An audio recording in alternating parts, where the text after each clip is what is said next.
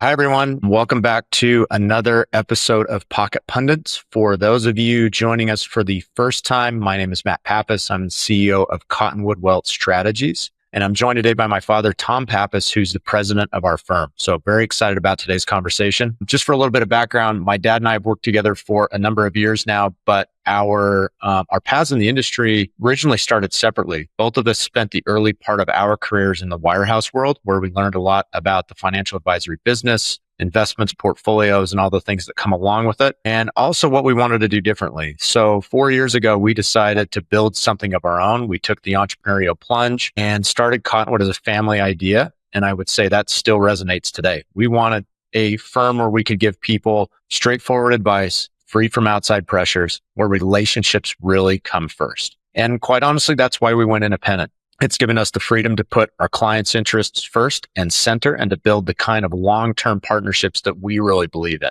So today we're going to talk about something we've been discussing with clients a lot lately: how private markets can play a role in helping portfolios stay resilient, especially when markets get rocky. We're going to talk through what we're seeing today, what's changed in the private market space, and what investors should be thinking about right now. So let's get into it. Let's start with what we've been seeing in the markets lately. So as we're recording this, the first quarter of 2025 was very, very rocky, and investors have been feeling it. There's a lot of negativity in the news about tariffs and interest rates. A lot of that we're going to talk about. But when we break it down between ongoing Fed decisions, stubborn inflation, geopolitical unrest, elections, global conflicts, there's just a lot of uncertainty. And that's making investors get more cautious, more reactive, and in some cases, more anxious. So what are the key areas? What are the top market signals that we're watching today? Number one, let's talk about the interest rate environment. Our economy is slowing by a number of different metrics, where you look at GDP company forecasts, persistent inflation, troubles in some industries. We're seeing a number of indicators that suggest the economy is slowing. Now, I would also point out that that doesn't mean that we're seeing indications that the economy is falling off of a cliff. As you all know, recessions and growth periods, it's a cyclical environment, and that continues today. And so the point I'm trying to make is the economy is going to naturally go through these cycles, meaning slow periods, potential recessions. It's a normal part of the process. Each one of them feels a little bit differently. And with all of the political concerns, the noise around that narrative is louder than ever. But it's one area that we're watching very closely. Geopolitical concerns, those are continuing today. Obviously, we've got a number of issues in the Middle East, some even in Europe, and obviously the ongoing concerns about China and what's going on in the South Pacific. Right now, we haven't seen the expectation bleed into the markets where they're expecting those to have a significant impact on things. But nonetheless, they're areas that we're watching very closely. And inflation's another area, right? So, and this also ties into what's going on with interest rates. When you go back to the COVID period, and if you look at a chart on the money supply in the U.S. banking system, you're going to see this massive spike of additional money being applied into the system. And quite honestly, in my opinion, that's why we're seeing inflation today. That was an unprecedented event in history, and it's going to take time for that to work through the system. And I think that's what we're seeing. So look, everybody would love to see lower prices, lower costs on things that we have to pay every day. But I think the unfortunate reality is, while the increases should subside over time, it's very hard to see a world where prices really come down from where they are today. And again, I think that's why we're seeing interest rates behave the way that they have. There's been a lot of expectation of interest rates coming down. We think they may come down somewhat, but to expect that they're going to come down to the levels that we saw in 2020 and 2021, I think at this point that's unrealistic. Yeah, Matt, and as you know, we're hearing that in client conversations too, right? So there's a lot of concern, and uncertainty is the key word there. I would say, because people are saying, should I stay invested? Should I lower my exposure to public markets, public equities in particular, especially given what we've seen the first quarter this year? I mean, there was a lot of volatility. And again, I go back to that word uncertainty. There's just a lot of uncertainty out there. Now, granted, there's always uncertainty, right? It's never a clear path. But I think, as Matt mentioned, that it's louder right now. We have a lot of geopolitical issues. We have a lot of concern about, is the economy folding over? What's going to happen to my portfolio? Again, should I be lowering equity exposure? What should we be doing? Should we be making any changes? And of course, those are long-term questions, and we don't try to predict short-term market moves. We're in this for the long haul, but we do have to be concerned about protecting, but participating. That's always been our mantra. And to do that, what we've begun doing, as Matt mentioned before, is adding private market assets to a lot of portfolios where it makes sense. Because in times of volatility, those private assets have proved very resilient. I mean, in terms of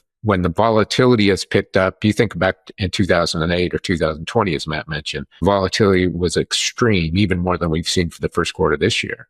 But during those periods, the private market holdings performed exceedingly well. Now, by exceedingly well, they may have been flat to slightly up, but that's fantastic given what the public markets were doing. And by the way, that wasn't just equities, that was bonds as well. So fixed income and treasuries were volatile, which we have, by the way, seen in the first quarter this year as well. So they have continued to perform very well, especially in periods of extreme stress. And that's why we think that the private markets are important where they make sense to have allocations in portfolios, because they can act as a ballast where public markets for the past little while really have not provided that ballast. If you think, for example, the typical holdings of fixed income and bonds were supposed to be that ballast, but in reality, that it hasn't worked. They've been just as volatile, on a historical basis as equities have. So it's important that we educate folks with regard to what the private markets offer, what opportunities there are there, and how it can protect portfolios on a longer term basis. There are more options now available in private markets for accredited investors, especially when you work with an independent firm like Cottonwood that have access to private equity, private real estate, private credit. And we're no longer in a world where you need tens of millions of dollars to get those opportunities. There are lower minimums, and we have access points that make them much more accessible. So again, as I said, for qualified investors, those opportunities are more accessible, more transparent, and more customizable than ever, but also a powerful solution for portfolio stability. But we're not also just talking about stability. Ballast is one thing, but we're also making sure that portfolios can perform on a longer term basis and provide not only the ballast, but the upside returns as well. So if we can protect and participate, that's the important part of making sure your portfolios are balanced. Yeah, I think that's absolutely true. And just looking back over the markets over a long period of time. So for example, if we look at the end of 2007 through the end of 2023, just to see how a normal portfolio performed versus a portfolio that had alternatives in it. So for some context, the portfolio that had roughly 20% of its holdings invested in the alternative space in those areas that we talked about before, private equity, private credit, private real estate, and also a small piece in hedge funds, the performance was notably different. So over that 16-year time frame, that portfolio saw a roughly 1% increase in performance every single year and about a 1% decrease in downside participation over that same period.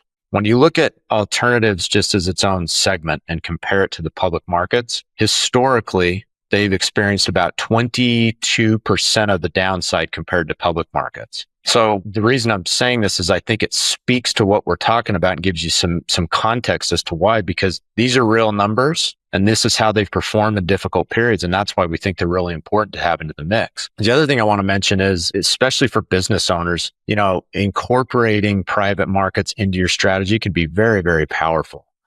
As a business owner, you've had so much of your net worth tied up in one entity, one business, which is your own. And I think the way to think about that is private markets, private assets give you a way to diversify away from that single holding without stepping away from, what you're building, what you're trying to create. Because diversifying into assets, into investments that aren't directly tied to the public markets or to your own business sector, for example, it can add stability. It can help on performance opportunities. And when we look at it from the financial plan lens, what we've seen is that it can really put you in a much better position to give your plan much more strength to continue to perform into the long term than it otherwise would. And so we can look at private credit and real estate strategies, for example.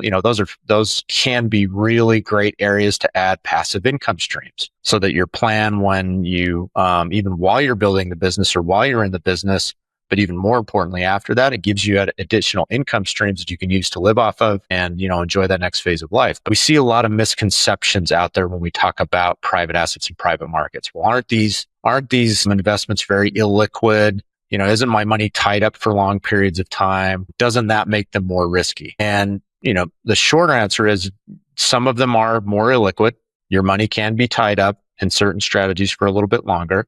But I would argue that it doesn't necessarily make it more risky just in and of themselves. But the way we try and look at that is if the opportunity in private markets makes sense for all the reasons that we've been talking about, how do we fit that within the plan, the financial plan for that client that makes the most sense? So the way we approach that is we look at things on a time frame. So, Smith family, for example, we know based on their plan is going to need certain amounts of money to make sure that their financial plan is successful today, tomorrow, in 5 years, in 10 years, and in 15 years. So when we look at alternative investments, that's how we look at those in terms of where should we be placing them within the plan. So if that private real estate investment, for example, is going to have a 7-year life attached to it, that's how we include it into the plan.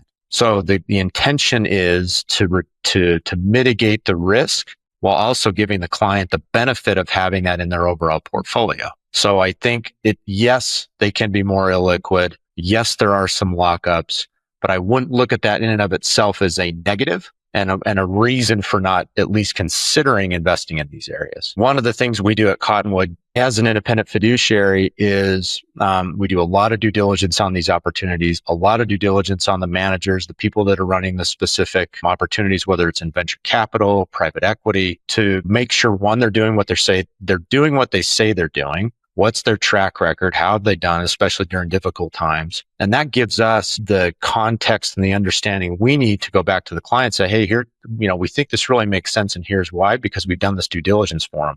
I think a lot of investors steer away again from investing in these areas because it's opaque, right? There's information is not as readily available as it is in the public markets. And so what we try and do is bridge that gap for clients. We go meet with the team. We really do a deep dive in understanding where it makes sense before we make that recommendation for them. So to kind of summarize, and I'll give a couple key, what I think would be important takeaways is if you're thinking about investing in private markets, number one, take a look at your portfolio. Take a look at your financial plan. Back test it. Does it have the resilience built into it as it's structured today to meet your needs? Yes or no? I think that's a good question to look at.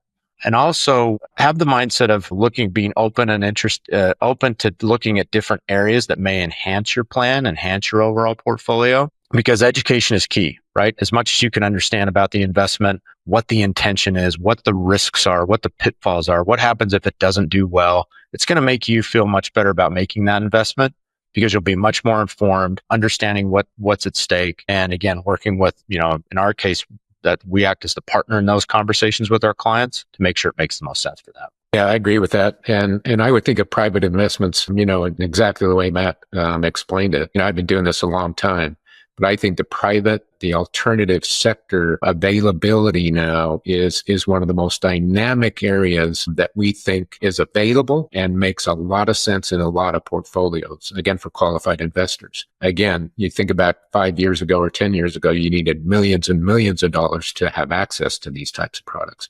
Well, now that's not the case any longer. And even some of the situations with regard to liquidity and the planning aspects of those, that's changed dramatically as well. But again, as Matt mentioned, we fit them into portfolios where it makes sense. But it's important to at least evaluate alternative investments, private markets, because of the opportunity they know that can provide with regard to the stability, but also the longer term return. And the access has become completely different than it was years and years ago. Again, as I said, I've been in this business a long time. I think it's one of the most opportunistic parts of a portfolio to add to provide stability, to provide the ability to plan on a longer term basis, but also increase your overall return potential. And I think it's going to become even more important as we move forward. I think that's 100% right. And one point, Dad, you made earlier about where the larger companies are at from a marketplace standpoint. So, 80 companies in the US that are making over $100 million a year. 87% of those are private. And you're quite honest, we could have a whole other discussion about why that is and what's going on there. But I think the point is the markets are evolving. One constant we can all plan on is the change is constant, right? This isn't going anywhere, regardless of what you think about one market or the other. The takeaway is these opportunities are getting more accessible. We've got more data. We've got more information. We've got better access. So it's important to at least consider where this could fit, where this could help you, and where the opportunities are in some of these new spaces. Well, I think this is great. I do want to make sure we have a number of questions from our listeners, so I want to make sure we get to those. So let me kick things off. So our first question is, we talked about this earlier. What step could a business owner take to start evaluating how private investments, alternative investments may fit into their overall long-term strategy? Dad, do you want to take this one? Yes. Obviously business owners are involved in creating, continuing, planning, and reinvesting heavily in their own companies, which obviously makes sense. I mean, that's what you do. That's what you know. But it can also mean that, your wealth is real focused and tied up in a single entity, your business, which again makes sense. But in our opinion, private markets, access to those alternative markets can be a way to get exposure to other industries, other verticals without having to do it on your own, right? Go out and buy an apartment building or something like that. You can do it through alternatives or private equity, private real estate, private credit. And again, get that diversification and again, moving away from just sole ownership of your business, which is a great way to begin the process of longer term planning when you either retire or move on, sell the business. Maybe one other point to make on that would be, if you're the business owner and you're evaluating this, I think the takeaway, even if you're not a business owner, professional, you've already hit the retirement button and you're on to that next phase. Look, you just have more options. You have more options available to you. And I don't think that's going to change anytime soon. So you can look at it even that way. So one other question we had was, how do I evaluate whether or not my portfolio is resilient enough in today's market? I think that as an investor, I would look at that as an ongoing thing. That you want to look at how your investments are doing, one, during the good times, which is important, but I think more importantly, during the tough times. So we've been having a lot of those conversations this year, given what's happened to start 2025. There's a lot of political narrative. We're talking about tariffs, geopolitical concerns, is the economy going into recession, all those kinds of things. And the markets reacted, right? The equity markets were down. Some income sectors were down. So it's a good barometer. This is a short time period and we use others, but it's a good barometer to take a look at let's look at the investments. How did we do? Did we underperform? Did we outperform? Are we off track with our financial plan? Are we still on track? And then evaluate it from there. So even if you're not off track, what could we be doing today to enhance our plan, to really strengthen our plan, to make sure that we're on the right path so that we don't have to worry about it? I think those are some good ways to look at it. But again, it's an ongoing process. So it doesn't mean that you need to be looking at your plan every day, every market move, and seeing how it moves on that type of a time frame. But look, how to do over the last quarter, how did it do over the last 6 months, the last couple of years? Those are some good frameworks, in my opinion, to at least begin to consider if you're on the right path, if you're in the right investments, and if you could maybe make some adjustments. Yeah, and I agree with that. Again, resilient enough is an interesting question, right? Resilient enough varies for each individual investor.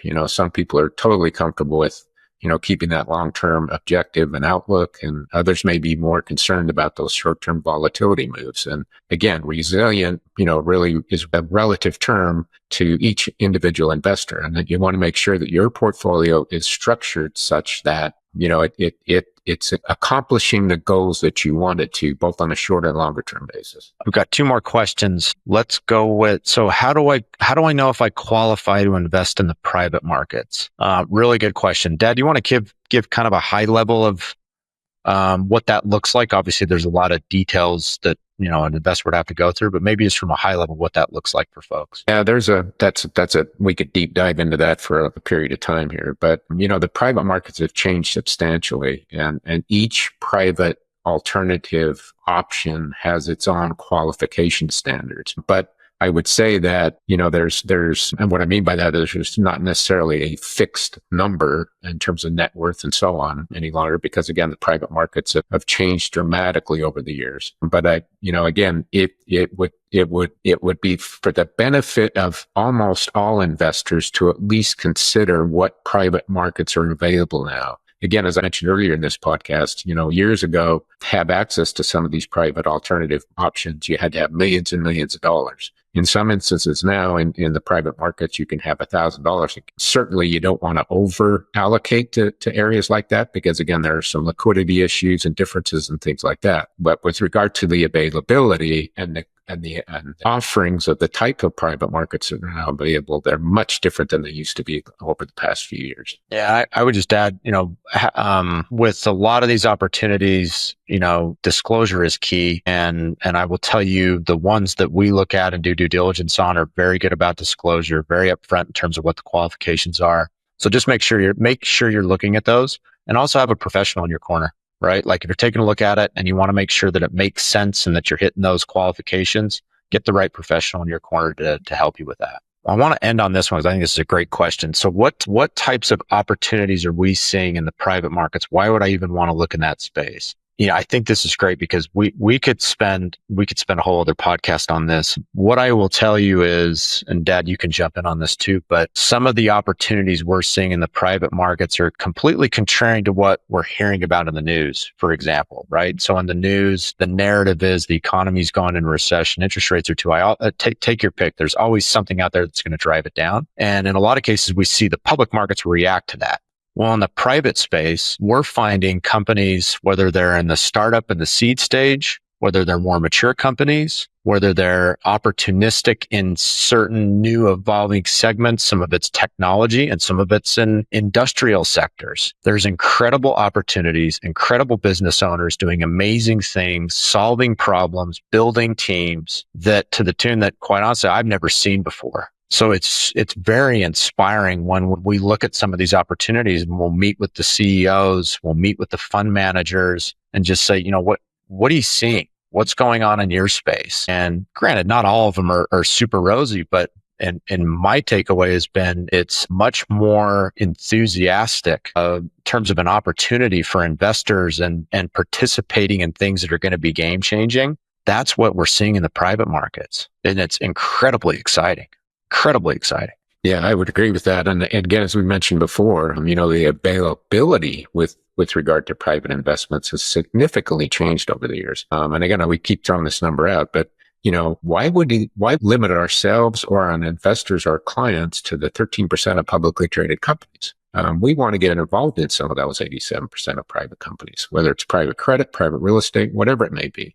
And as Matt said, there's huge opportunity out there. They're doing some fantastic things, and they're under the radar because you don't hear about them in the news all the time. But believe me, there are good things going on, and it's not always, there's risk there. There's no guarantee of performance or anything like that, but certainly the opportunities are there. And again, we don't want to limit ourselves nor our client base to just the publicly traded market. We want to make sure we're involved in the other opportunities, which are in the private investments market. Look, I believe in the entrepreneurial spirit. If you believe in America, you believe in capitalism, believe this system works, what I can tell you is that is alive and well with some of these opportunities, these folks, these leaders, these teams that we meet with. It is 100% alive and well, and it's exciting. It's incredibly exciting. Well, let's wrap up for this episode. Thank you for those that submitted your questions. Hopefully you enjoyed this conversation. We're going to do more of those. But as always, please give us your feedback. Let us know if there's an area, topic we discussed today or something that we didn't discuss that you'd like us to.